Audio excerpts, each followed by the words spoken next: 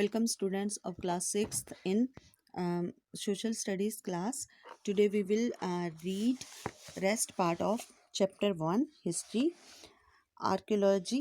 Archaeology is the study of cultures of the past and of periods of history by examining the remains of buildings and objects found buried under the ground. कह रहे जो archaeology होती है ये हमें जो हमारी संस्कृति होती है मतलब पुराने टाइम की जो हमारी संस्कृति है और हिस्ट्री में जो हमारा टाइम है उसके बारे में बताती है। बिल्डिंग्स के बारे में, ऑब्जेक्ट जो कि मतलब किसी सभ्यता के अंदर दब चुके हैं उनके बारे में, जहाँ नष्ट हो चुके हैं। It tells us something about the life and the other habits of the people who lived on the earth before the recorded history. ये उन लोगों की ज़िंदगी और आदतों के बारे में बताती हैं जो पहले who lived on the earth धरती पे रहते थे, कब? हिस्ट्री से पहले, रिकॉर्डेड हिस्ट्री से पहले। दीज आर्कियोलॉजी सोर्सेज में be of the following types. ये इस टाइप्स के होते हैं मतलब सोर्सेज हैं। Coins and seals. Coins and seals are the important source of information for historians. The coins were primarily minted in gold, silver and copper, but sometimes alloy of different metals were also used. Coins were issued by the ruler of a country to enable people to buy goods and services. Often the name of the king and the year in which the coin was issued were engraved on the coin. जो coins और seals हैं, seals होती हैं जो मोहर होती है, ये इम्पोर्टेंट सोर्स हैं इंफॉर्मेशन के लिए, हिस्टोरियन को लिए इंफॉर्मेशन के लिए। कॉइन्स जो हैं वो ज़्यादातर किस में होते थे? सोने के होते थे, चांदी के, जब तांबे के होते थे, और कुछ कुछ टाइम के लिए अलॉय के भी थे या किसी और मेटल के भी बने होते थे। इन पर ये राजाओं के द्वारा इशू किए जाते थे। और ये क्यों बनाए जाते थे? ताकि लोग जो हैं कुछ चीज़ों को खरीद सकें, मतलब इनको देके कि अपनी कोई चीज़ें खरीद सकें या सेवाएं ले सकें। और इन पर राजाओं के नाम और उस टाइम को टाइम भी लिखा होता था। The study of coins is known as the numismatic coins tell us about the kings, the extent of their empires, dates, languages in use, trade, art, religion, literary skills of a particular time. मतलब कह रहा है जो studies की मतलब coins की जो study होती है उसको हम न्यूमेस्टिक कहते हैं। जो कॉइन्स की स्टडी होती है उसे हम न्यूमिस्मेटिक कहते हैं। कॉइन जो होते हैं उस टाइम के लिए, उस टाइम के राजा के बारे में, उनका जितना एम्पायर उन्होंने बढ़ाया है, जो तिथियां होती हैं, डेट्स होती हैं, उनके बारे में, उस टाइम की लैंग्वेज, व्यापार, उनकी आर्ट, उनके धर्म, उनकी लिटरली स्किल्स, और मतलब उस टाइम की हर एक पर्टिकुलर चीज़ के बारे में बताती हैं। रिमेन्स ऑफ द बिल्डिंग्स और monuments. A building of historical importance is called monument. जिस बिल्डिंग का इतिहास में महत्व होता है उसको हम मोनूमेंट कहते हैं। It may be buried as in the case of Harappa और Mohenjodaro. Also it may be still standing like the Red Fort in Delhi, the Taj Mahal in Agra, etcetera. Monuments may be in the form of temples, stupas, palaces, forts, or monasteries, mosques, tombs, etc. The Lotus Temple, Konark Temple, the Iron Pillars of Mehrauli, all are examples of monuments who make us familiar to our glorious history. They tell us about the period in which they were built. They inform us about the social life, religious beliefs, the culture and the knowledge of the science of the people of the period in which the monuments were built. कह रहे हैं जो हमारे monuments होते हैं ये हमारी वो बिल्डिंग्स होती हैं जिनका इतिहास में महत्ता होती है। मतलब या तो ये खड़ी हों प्रेजेंट टाइम में, या फिर ये किसी जैसे हड़प्पा और मोहनजोदड़ो जो है इन सभ्यताओं में ये नाश हो चुकी हों तो भी इनको हम मोनूमेंट्स कहेंगे। जैसे जो आज के टाइम में स्टैंड है, जैसे रेड फोर्ट दिल्ली में, ताजमहल आगरा में, ये सारे हमारे क्या है, मॉन्यूमेंट्स हैं। ये किसी भी रूप में हो सकते हैं, जहाँ ये टेम्पल हों, स्तूपास हों, पैलेसेस हों, किले हों, ठीक है, जहाँ ये मस्जिदें हों, जहाँ ये मतलब टॉम्ब्स हों। ये जैसे हैं लोटस टेम्पल है, करनाक टेम्पल है, ये सारे भी हमारे क्या हैं, मॉन्यूमेंट्स हैं। ये हमें उस टाइम के पीरियड, उस टाइम में जो जिस टाइम में ये बने थे उस टाइम के पीरियड के बारे में बताते हैं। ये इन्फॉर्मेशन देते हैं कि उस टाइम में लोगों का सामाजिक जीवन कैसा था, उनके धार्मिक विश्वास कैसे थे, और उनकी संस्कृति, उनका नॉलेज साइंस पे, ये सारी चीज़ों के बारे में ये हमें मॉन्यूमेंट्स जो हैं बताते हैं। जैसे इसमें हमने पिक्चर्स में देखा, ये सारे मॉन्यूमेंट्स हमें दिखाए गए हैं। नेक्स्ट पॉइंट है आपका artefacts. Artefacts means work of art such as sculptures, poetry, ornaments, tools, etc. These artifacts help us in giving valuable information regarding social and religious customs, food habits, clothing, and means of entertainment of the ancient peoples.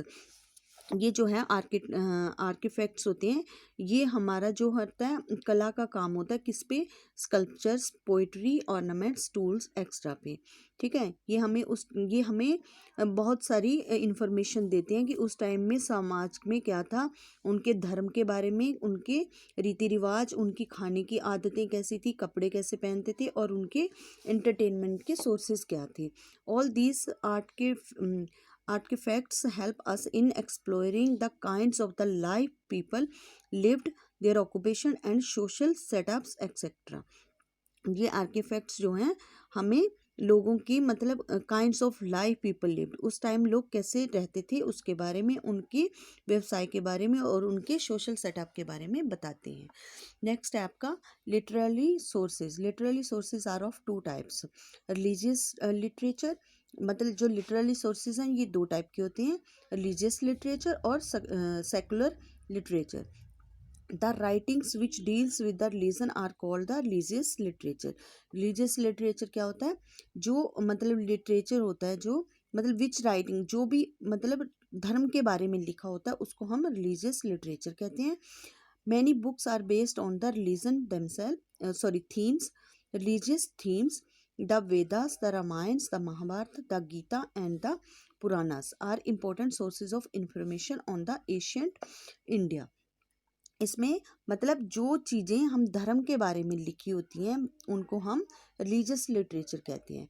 जैसे हमारी वेदास की books हैं, रामायण है, महाभारत है, गीता है, ये सारे हमारा रिलीजियस लिटरेचर है। सेकंड है secular literature. Secular literature refers to the writing on subjects other than religion, मतलब जो धर्म से अलग हटकर होता है उसे हम धर्म से हटके होता है उसे हम रिलीजियस सेकुलर लिटरेचर कहते हैं। It also include biographies, for example biography of Harshacharitra by Banabhatta, written in the 8th century AD, gives us an insight into the social, economic and political conditions during the reign of Harsha, one of the famous king of ancient India. The Arthashastra by the Kautilya, written in the 4th century BC, is a treatise or the manual of government economic policy and military strategy. जो है secular literature, जैसे मैंने आपको बता दिया कि जो धर्म से हटके बुक्स लिखी होती हैं उसको हम सेकुलर लिटरेचर कहते हैं। जैसे किसी की आत्मकथा लिखी हुई हो, जैसे हर्ष की आत्मकथा बाणभट्ट ने लिखी थी, हर्षचरित्र, और ये 8वीं सेंचुरी AD में लिखी गई थी। और दूसरा जो social, economic and political condition during the region of Harsha, जो कि जिसमें कि उस टाइम की सोशल, इकोनॉमिक और पॉलिटिकल जो है कंडीशन बताते हैं। ये बहुत मतलब पुराने टाइम का एक इंडिया का बहुत ही फेमस राजा थे। द अर्थशास्त्र मतलब अर्थशास्त्र जो है वो कौटिल्य के द्वारा लिखी गई, कौन सी सेंचुरी में, 4th सेंचुरी में। और ये मतलब गवर्नमेंट के ऊपर थी, economic policy and military strategy, उस टाइम की गवर्नमेंट पॉलिसी कैसी थी, उस टाइम का आर्थिक व्यवस्था कैसी थी, और उनकी मिलिट्री की मतलब क्या क्या राजनीति थी उसके बारे में बताती है। नेक्स्ट है आपका फॉरेन ट्रेवलर्स, जो विदेशी यात्री जो भारत आए हैं उनके बारे में। The account of the foreign travellers such as such as Indica, written by the Greek ambassadors Megasthenes, Megasthenes in the court of Chandragupta Maurya, and the writings of the Chinese travelers Fa Hin and the Hyun Sung, who visited India in the past, are also rich sources of Indian history. They describe the political, social and economic life of the certain periods. जो विदेशी थे, जैसे हैं Magas ये था मेगास्थनीस को, मतलब चंद्रगुप्त मौर्य के टाइम में आए थे। और इन्होंने मतलब जो है और भी जो चाइनीज़ ट्रेवलर्स आए थे, जैसे फाहीन, ह्यून संग, ये सारों ने आके इंडिया में विज़िट किया और इंडिया के पास्ट के बारे में और उनकी जो हिस्ट्री के बारे में पढ़ के इनके बारे में लिखा। और उन्होंने ये मतलब हमारे इंडिया की पॉलिटिकल, सोशल और इकोनॉमिक लाइफ के बारे में बताया। Now student, exercise of chapter 1 part A, choose and write the correct option. First question है, history is the study of dash. Options are present, past, future, या none of these. Right option is past. Second है, the geography of a land often has a dash impact on its history. Active, inactive, powerful, या none of these. Right option is powerful. Third है, the dash is the main source of information for prehistory. Manuscript, archaeology, artifacts, या coins. Right option is archaeology. Next है fourth, buildings of historical importance are called artifacts, monuments, inscriptions, या literary sources. Right option is monuments. Fifth है all kind of handwritten records of the past are included in dash. Religious literature, secular literature, या literary sources, या are aircrafts. Right option is literary sources. Sixth है the writings which deals with the religion are called dash. History, religious literature, inscriptions, या seals. Right option is religious literature. Part B, fill in the blanks. First है the word history is drive from dash word historia, तो इसमें आपने भरना है Greek, GREEK, Greek. Second है history also studies how past events have dash the lives of the people, change the life of the people. Third है the time period of dash that comes after the invention of the writing is known as dash. इसमें अपने first में भरना है recorded events और दूसरे में भरना है हिस्ट्री. फोर्थ है our Indian subcontinent has distinct dash feature, geographical features. Fifth है history is largely study from written sources like dash coins and seals, inscriptions, historical coins. ठीक है. सिक्स है literally sources are of two types, religious and secular, SECULAR, secular. Part C है match the following correctly. First है the Deccan plateau, इसका मैचिंग है आपका इसके में सदन. ठीक है. आर्कियोलॉजी, आर्कियोलॉजी को आपने मैच करना है प्री हिस्ट्री. कॉइन्स, कॉइन्स का है न्यूज़मेटिक्स. फोर्थ है आर्टिफैक्ट्स, आर्टिफैक्ट्स को करना है social and religious customs. Fifth है हर्ष चरित्र, इसको आपने करना है बाणभट्टा के साथ. और सिक्स है सेकुलर लिटरेचर, तो इसका है पॉलिटिक्स. नेक्स्ट है part D, write T for true and F for false for the following statements. First है a person who studies and writes about the events of the past that is history is known as the historians, ये आपकी statement true है. Second है prehistory tries to understand and explain events of the past by examining a variety of related factors.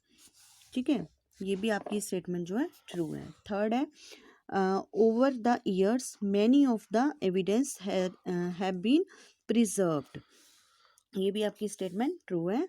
Monuments may be broad as in the case of Harappa और मोहनजोदारो, ये भी आपकी true है statement. Herodotus is regarded as a father of history, ये भी आपकी statement जो है ट्रू है। Artefacts refers to the works of the art such as painting, poetry, sculptures, ornament etcetera, ये भी आपकी ट्रू है।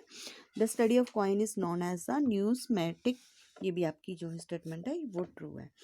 नेक्स्ट है part E, give short answers for the following question. First question है what do you mean by historian, ये आपका answer यही है चैप्टर एट ए ग्लैंस पे। ये देखिए फर्स्ट लाइन जो है द वर्ड हिस्ट्री वाले से लेके derived from Greek word historia means inquiry, knowledge acquired by inventions, यहाँ तक बेटा आपने ये आंसर लिखना है। No short answer second, who is regarded as the father of history, तो आपने इसमें लिखना है हेरोडोटस, HERODOTUS, हेरोडोटस। फिर हु को काट देना, is regarded as the father of history. Third है how is the north India protected by the Himalayas, ये वाला आंसर आपका पेज नंबर 63 पे है। यहाँ से करना the Himalayas in the north protected the country from invaders. Next है question fourth, what is archaeology, fourth answer जो है आपका पेज नंबर 64 पे है। Archaeology is the study of the culture of the past and the period of the history by examining the remains of the buildings and objects found buried under the ground, यहाँ तक ये आपने अपना answer लिखा। Fifth question है who was ह्यून्स संग, तो आपने इसको लिखना है यहाँ से Hiuen Tsang was a Chinese traveller, Chinese traveller लिखना। सिक्स क्वेश्चन है how can we classify source of Indian history, ये आपका आंसर पेज नंबर 63 पे है। ये सोर्सेज लिखे हैं, ये सारे आपको ये लिखने हैं 1 2 3 4। Part E give long answers for the following questions. First question है what is the purpose of learning history, first long answer जो है आपका पेज नंबर 62 पे है। Under the heading why do we study history, यहाँ से लिखना है वी स्टडी हिस्ट्री से लेके यहाँ तक स्किल्स एंड क्वालिटीज तक। क्वेश्चन सेकंड है how has the geography of Indian subcontinent influenced its history, second long answer जो है आपका पेज नंबर 63 पे है। Under the heading geographical framework, यहाँ से स्टार्ट करना आपने द ज्योग्राफी से लेके रिवर वैली तक। क्वेश्चन थर्ड है discuss any 3 archaeological sources in brief, ये वाला आंसर जो है आपका third long answer page number 64 पे है। इसको नंबर 1 हेडिंग डालना कॉइन्स एंड सील्स, और इस हेडिंग को आपने वर ऑल्सो यूज्ड तक लिखना है। नंबर 2 डालना है इस पर रिमेन्स ऑफ बिल्डिंग्स और मोनूमेंट्स, इस वाले हेडिंग को आपने हड़प्पा और मोहनजोदड़ो तक लिखना है। और थर्ड आपने हेडिंग ये वाला डालना है आर्टिफैक्ट्स, और इस वाले हेडिंग को आपने टूल्स एक्सेट्रा तक लिखना है। फोर्थ क्वेश्चन है give a brief account of religious literature, ये वाला आंसर जो है आपका पेज नंबर 65 पे है, और ये हेडिंग है रिलीजियस लिटरेचर। आपने यहाँ से लिखना है the writings which deals with से लेके एशियंट इंडिया तक, ये फोर्थ लॉन्ग आंसर है आपका। स्टूडेंट्स इसी के साथ आपका चैप्टर और एक्सरसाइज कंप्लीट हो गई है। So your homework is read chapter carefully and do exercise and question answers of chapter 1 of history in your history notebook. Thank you.